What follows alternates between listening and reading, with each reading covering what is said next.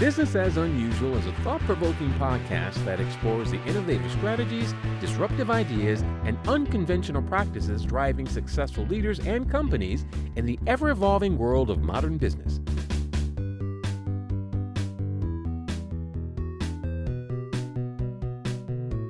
Subscribe, comment, and share for weekly inspiration with our host, Aicila.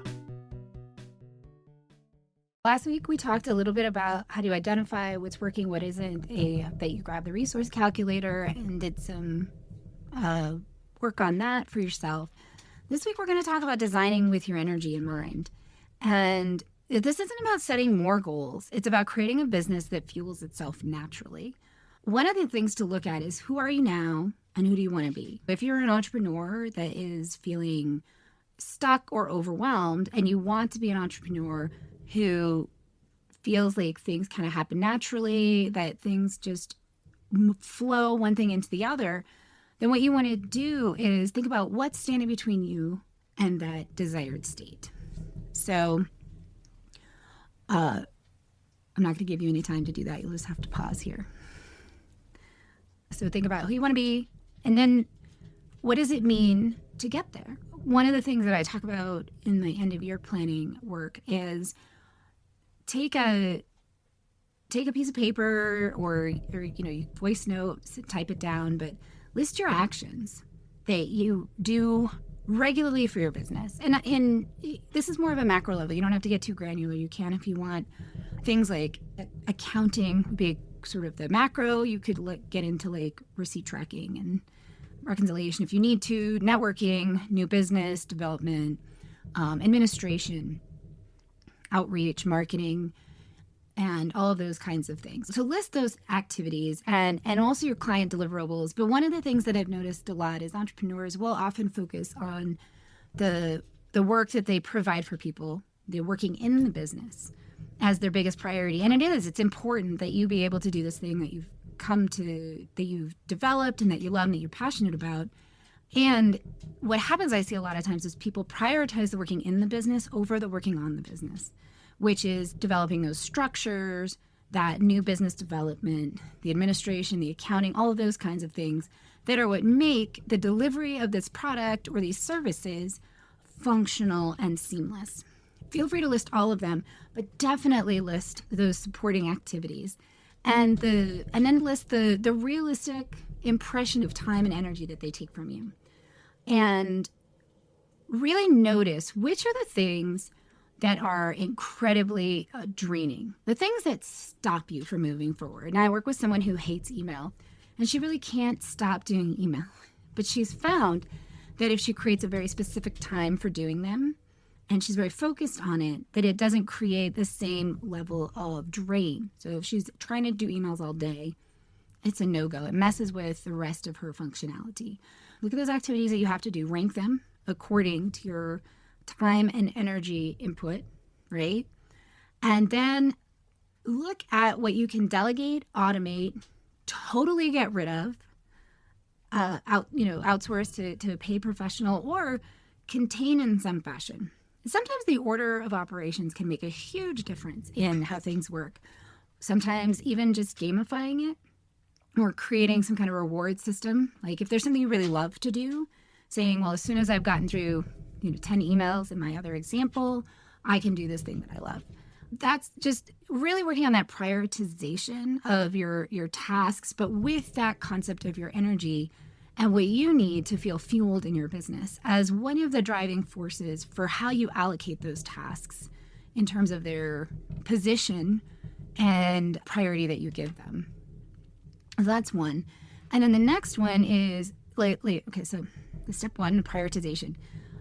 And then step two is we're going to talk about the energy. Creativity fuels ideation. So a lot of times people think of creativity as like painting or graphic design.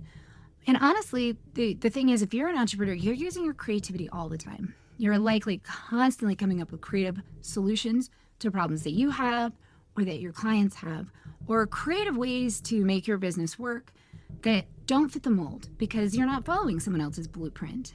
And so making sure that you're feeding that creativity is really important. I've used the example before of a colleague of mine who's a photographer, and she used to do a lot of big photography shoots.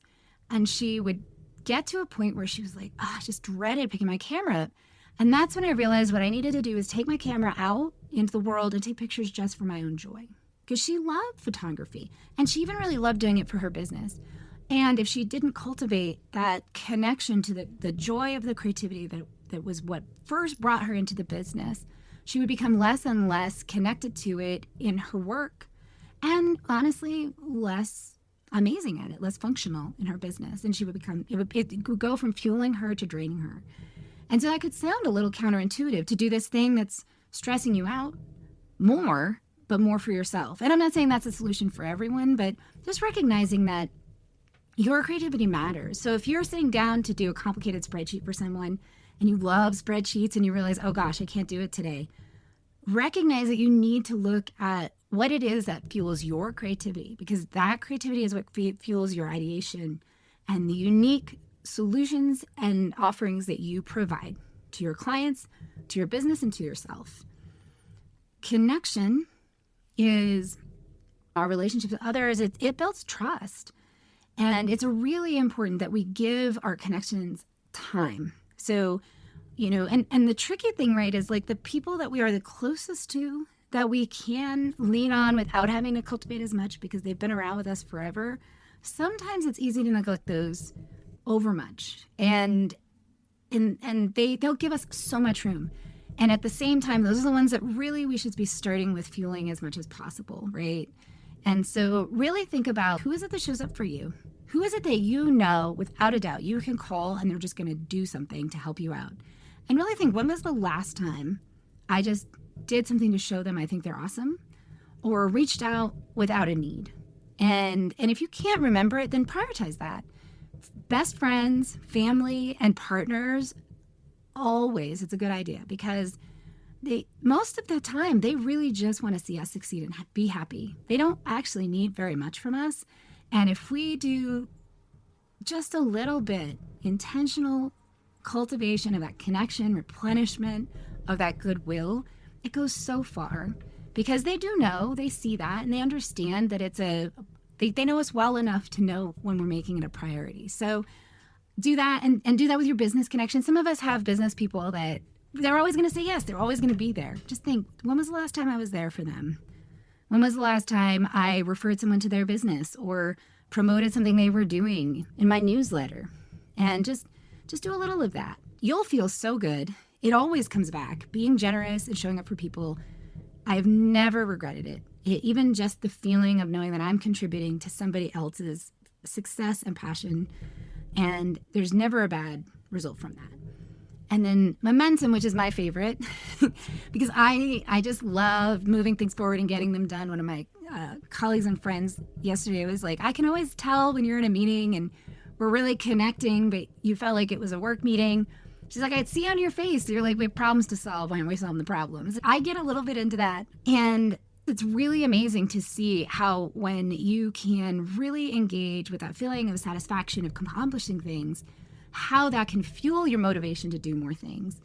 And so sustaining that action through momentum by really thinking about what can you do to start your day or your week that's going to kick it off with that feeling of movement. Because once you're in that space of movement, it's really just easy to have more movement.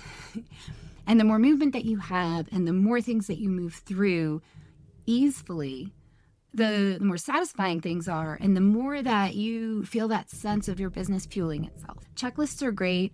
I work with one person who, when they're in a really great place, when they don't have too many tasks that balance the number of deliverables they have, most of us do, but they have to be very thoughtful about it.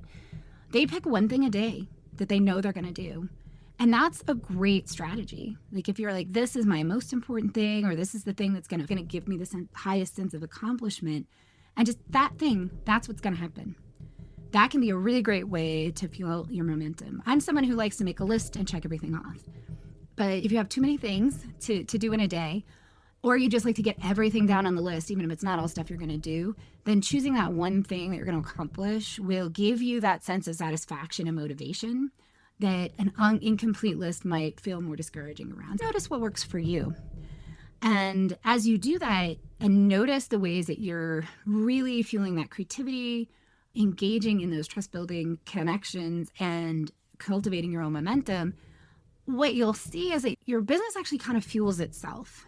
You'll get through things more quickly than you thought you could. And you'll a little bit feel like, wow, why is this so easy? And sometimes I can feel like you're doing something wrong. A lot of us have this idea that in order for it to be real work, it has to be hard, painful, suffering. It is not true. It doesn't have to be. So I'm going to encourage you to think about how you want your business to feel in 2026 and identify one draining task that you could cut, shift, or contain to allow yourself to feel that sense of flow and energy in your business and in yourself.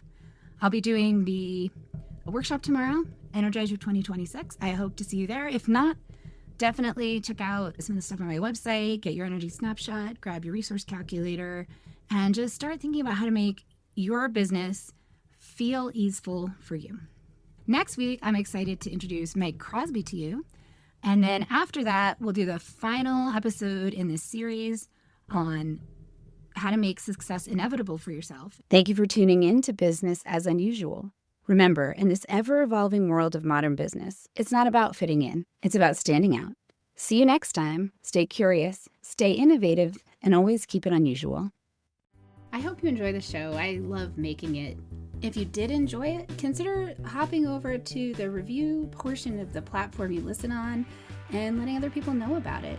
Or share the episode or the entire show with a friend or subscribe to the show.